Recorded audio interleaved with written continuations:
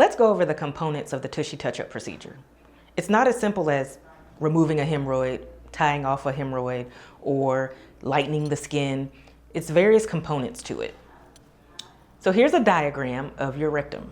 So we have both internal and external hemorrhoids. Sometimes they get enlarged, sometimes they need to be removed, sometimes they need to be tied off kind of internally. So there are some additional technologies that I use that, for example, if I'm just focusing on the internal hemorrhoids, I can use an ultrasound that I can use to help guide me to the blood flow to the internal hemorrhoids to tie them off. And that's actually a little bit less painful than cutting them off.